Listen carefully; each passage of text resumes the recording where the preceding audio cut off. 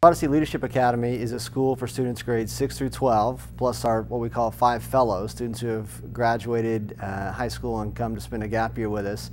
And our real distinctive is in working to shape the next generation of leaders, culture makers, innovators, change agents to be what we call architects of repair in the world. We are really trying to reimagine what schooling could and should look like. So we don't give grades, so we don't test, we don't give A, B, C, D, F. We don't have grades in the sense that we don't have 6th, 7th, 8th, 9th, 10th grade. We really try to do learning in community. We try to do it relationally. We're pushing very hard for high academic standards, but also trying to do that in community, and so community is really important for us. We call our teachers mentors because their role is not just to impart information, but to work on the formation of students, and so every teacher mentors a group of students. We have integrated team taught courses, so instead of having math and science and English, we have English history classes together, we have math science classes together, but we can also weave in art and music and all those kinds of things together. The best part about teaching at Odyssey is I get to ask hard questions and I get to spend time talking about hard questions.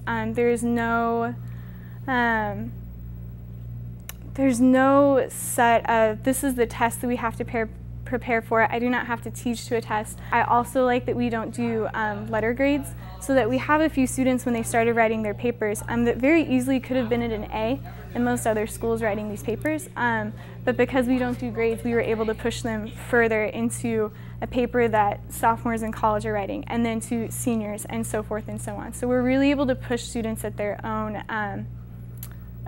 pace. Definitely I can go deeper into my thought. I have access to more of my brain and access to a lot of resources and things, and I can pick at other people's brains and see where they are on certain topics and situations. I just think I've learned that I can think on a really deep level, and that I can, write a 10-page paper, and I can, I don't know, I've just learned like what I'm capable of.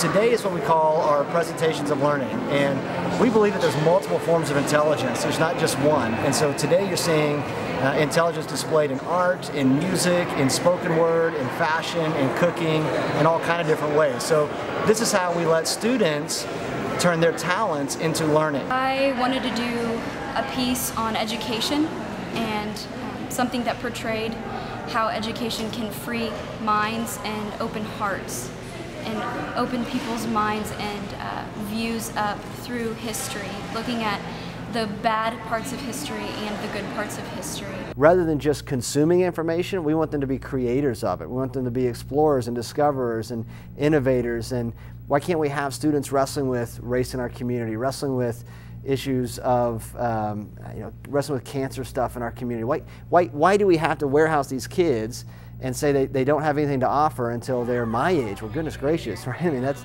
too late. I think we can set them up to be game changers right now.